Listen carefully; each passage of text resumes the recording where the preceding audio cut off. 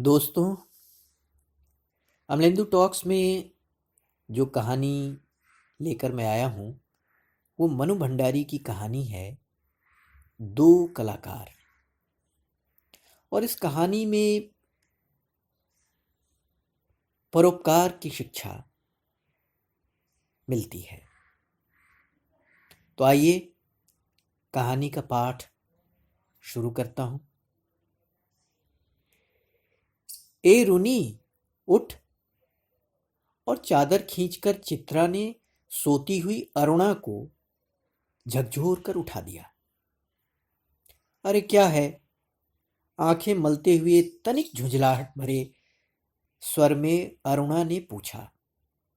चित्रा उसका हाथ पकड़कर खींचती हुई ले गई और अपने नए बनाए हुए चित्र के सामने ले जाकर खड़ा कर दिया। बोली, देख, मेरा चित्र पूरा हो गया। ओह, तो इसे दिखाने के लिए तूने मेरी नींद खराब कर दी? अरे जरा इस चित्र को तो देखो। न पा गई पहला इनाम तो नाम बदल देना मेरा। चित्र को चारों ओर से घुमाते हुए अरुणा बोली, किधर से देखूं, यह तो बता दे। 1000 बार तुझसे कहा कि जिसका चित्र बनाए उसका नाम लिख दिया कर, जिससे गलतफहमी ना हुआ करे, वरना तू बनाए हाथी और हम समझे उल्लू। फिर तस्वीर पर आंखें गड़ाते हुए बोली, किसी तरह नहीं समझ पा रही हूं कि 84 लाख योनियों में से आखिर यह किस जीव की तस्वीर है। तो तुम्हें यह कोई जीव नजर आ रहा है? अरे जरा अच्छी तरह देख और समझने की कोशिश कर। अरे यह क्या? इसमें तो सड़क, आदमी, ट्राम, बस, मोटर, मकान सब एक दूसरे पर चढ़ रहे हैं, मानो सबकी खिचड़ी पका दी हो। क्या घन चक्कर बनाया है। अरुणा ने चित्र को एक ओर रख दिया और वह मुंह धोने के लिए बाहर चली गई। लौटी तो देखा 3-4 बच्चे उसके कमरे के दरवाजे पर खड़े उसकी प्रतीक्षा कर रहे हैं। आते ही बोले, दीदी, सब बच्चे आकर बैठ गए, चलिए। आ गए सब? अच्छा, चलो मैं भी आई। बच्चे दौड़ पड़े। चित्रा हंसकर बोली, एक दिन तेरी पाठशाला का चित्र बनाना होगा। जरा लोगों को दिखाया करेंगी कि हमारी एक ऐसी मित्र साहिबा थी जो गरीब बेसहारा बच्चों को पढ़ा पढ़ा कर ही अपने को महान समाज सेविका समझती थी। जा जा, समझते हैं तो समझते हैं। तू जाकर सारी दुनिया में ढिढोरा पीटना, हमें कोई शर्म नहीं क्या? तेरी यह लकीरें खींचकर तो समय बर्बाद नहीं करते। और पैरों में चप्पल डालकर वह बाहर मैदान में चली गई, जहां बिना किसी आयोजन के ही एक छोटी सी पाठशाला बनी हुई थी। रविवार के दिन इसी प्रकार अरुणा पाठशाला लगाया करती थी। दूसरे दिन 4 बजते ही कॉलेज से सारी लड़कियां हॉस्टल लौट आईं, पर अरुणा नहीं लौटी। चित्रा चाय के लिए उसकी प्रतीक्षा कर रही थी। पता नहीं कहां कहां अटक जाती है, बस इसके पीछे बैठे रहो। अरे क्यों बड़बड़ कर रही है? ले, मैं आ गई, चल बना चाय। चाय पीते पीते चित्रा बोली, आज पिताजी का पत्र आया है। लिखा है कि जैसे ही यहाँ का कोर्स समाप्त हो जाए मैं विदेश जा सकती हूँ। मैं तो जानती थी पिताजी कभी मना नहीं करेंगे। हाँ भाई, धनी पिता की इकलौती बिटिया जो ठहरी, तेरी इच्छा कभी टाली जा सकती है क्या? पर सच कहती हूँ, मुझे तो सारी कला इतनी निरर्थक लगती है, इतनी बेमतलब लगती है कि बता नहीं सकती। किस काम की ऐसी कला जो आदमी को आदमी न रहने दे? तो तू मुझे आदमी नहीं समझती, क्यों? तुझे दुनिया से कोई मतलब नहीं, दूसरों से कोई मतलब नहीं, बस 24 घंटे अपने रंग और तूलियों में डूबी रहती है। दुनिया में बड़ी से बड़ी घटना घट जाए, पर यदि उसमें तेरे चित्र के लिए कोई आइडिया नहीं, तो तेरे लिए वो घटना कोई महत्व नहीं रखती। अरे, इस लगन को देखकर ही तो गुरुजी कहते हैं कि वह समय दूर नहीं जब हिंदुस्तान के कोने कोने में मेरी शोहरत गूंज उठेगी। अमृता शेरगिल की तरह मेरा भी नाम गूंज उठे, बस यही तमन्ना है। कागज पर इन निर्जीव चित्रों को की अपेक्षा दो चार की जिंदगी क्यों नहीं बना देती? तेरे पास तो सामर्थ्य है, साधन भी है। वह काम तो मैंने तुम पर छोड़ दिया है। और चित्रा हंस पड़ी। फिर बोली, अच्छा, यह बता कि तूने अपने अनोखी पाठशाला में 10-20 बच्चे पढ़ा दिए तो क्या निरक्षरता मिट जाएगी? या झोपड़ी में 10-20 औरतों को हुनर सिखाकर कुछ कमाने लायक बना दिया तो उससे गरीबी मिट जाएगी, उनकी दशा सुधर जाएगी? अरे, ये सब काम एक के किए नहीं होते। जब तक समाज का सारा ढांचा नहीं बदलता तब तक कुछ नहीं होगा।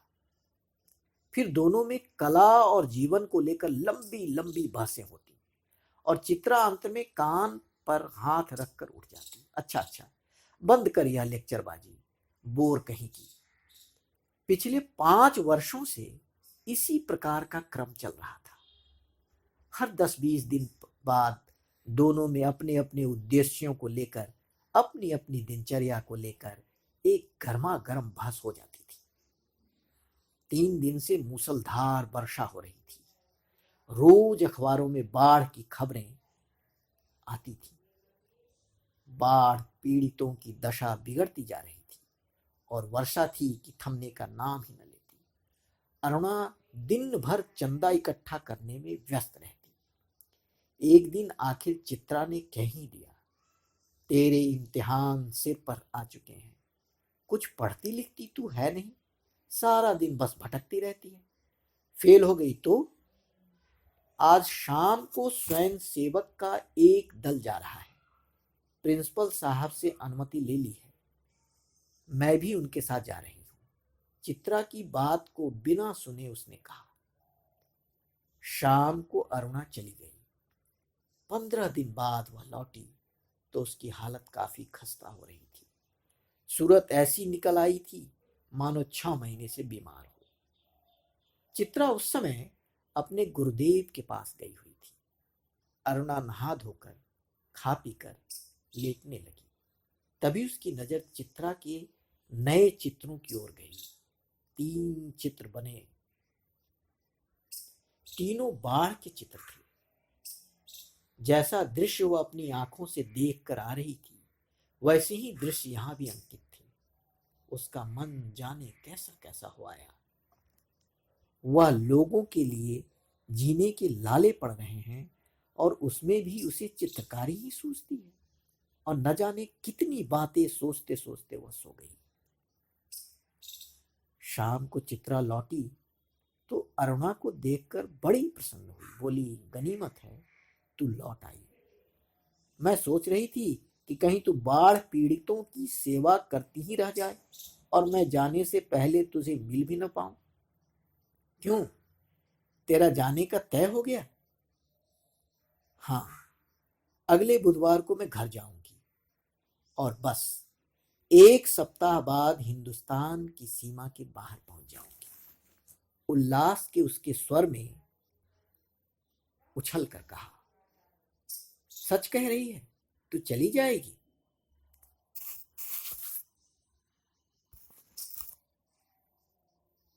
चित्रा, 5 साल से तेरे साथ रहते रहते मैं तो भूल गई थी कि कभी हमको अलग भी होना पड़ेगा। तू चली जाएगी तो मैं कैसे रहूंगी? अरे, 2 महीने बाद तेरी शादी होने वाली है। फिर याद भी न रहेगा कि कौन कमबख्त थी चित्रा, बड़ी लालसा से तेरी शादी में आने की, पर अब तो आ नहीं सकूंगी।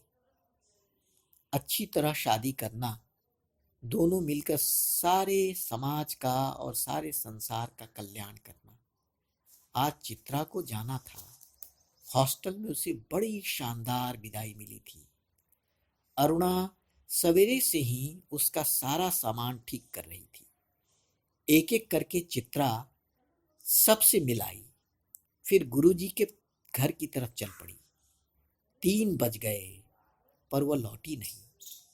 अरुणा उसका सारा काम समाप्त करके उसकी राह देख रही थी।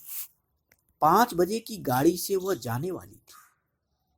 अरुणा ने सोचा वह खुद जाकर देखा है कि आखिर बात क्या हो गई। तभी हड़बड़ाती सी चित्रा ने प्रवेश किया। बड़ी देर हो गई ना, क्या करूं, बस कुछ ऐसा हो गया कि रुकना ही पड़ा। आखिर क्या हो गया ऐसा जो रुकना ही पड़ा? सुनो तो। गर्ग स्टोर के सामने पेड़ के नीचे एक भिखारिन बैठी रहती थी ना। लौटी तो देखा कि वह वहीं मरी पड़ी है और उसके दोनों बच्चे उसके सूखे शरीर से चिपक कर बुरी तरह से रो रहे हैं। जाने क्या था उस सारे दृश्य में कि मैं अपने को रोक नहीं सकी। एक स्केच बना ली, बस इसी में इतनी देर हो गई। 4:30 बजे और चित्रा हॉस्टल के फाटक पर आ गई। पर तब तक अरुणा का कहीं पता नहीं था।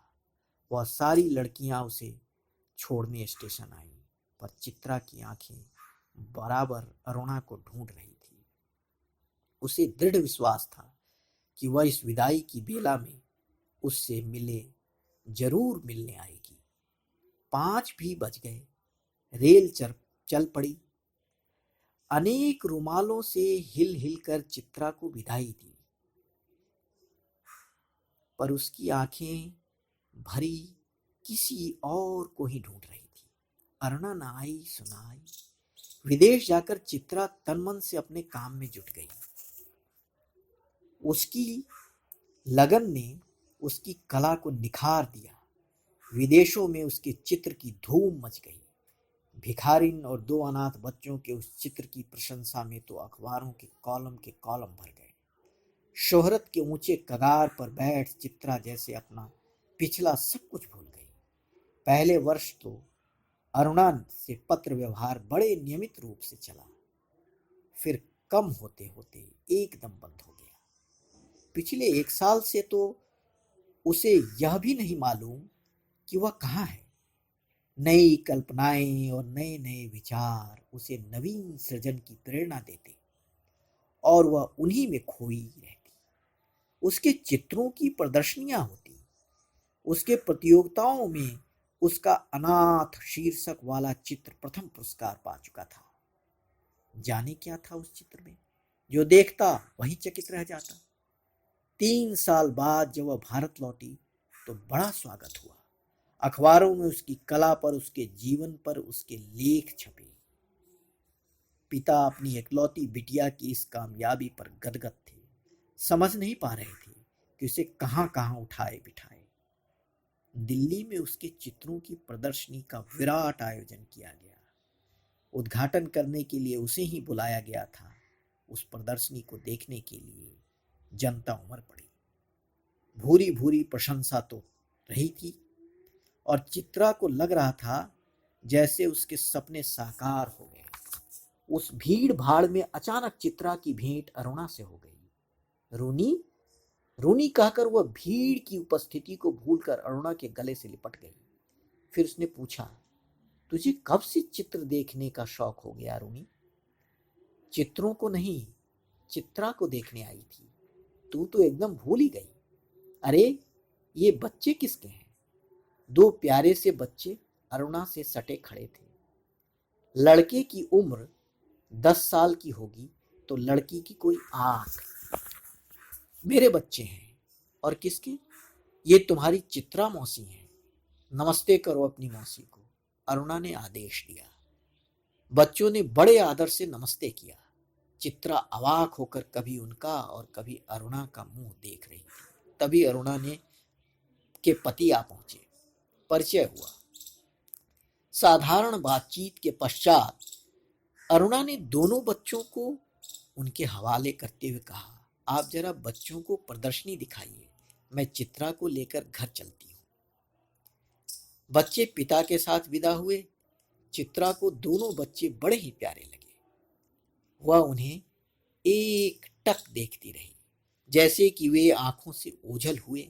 उसने पूछा, सच सच बता रुनी, ये प्यारे प्यारे बच्चे किसके हैं? कहा तो मेरे, अरुणा ने हंसते हुए कहा। अरे बताओ ना, मुझे बेवकूफ बनाने चली है। एक क्षण रुककर अरुणा ने कहा, बता दूं? और फिर उस भिखारिन वाले चित्र के दोनों बच्चों पर उंगली रखकर बोली, ये ही वे दोनों बच्चे हैं। क्या विस्मय से चित्रा की आंखें फैली रह गई। क्या सोच रही है चित्रा? कुछ नहीं, मैं सोच रही थी, पर शब्द शायद उसके विचार में ही खो गए थे। ये कहानी चित्र, जीवन और उसके व्यावहारिक पक्ष को आपके सामने रखती है। और अगले किसी कहानी में फिर मिलेंगे अमलेंदु टॉक्स में। बहुत बहुत आभार, बहुत धन्यवाद।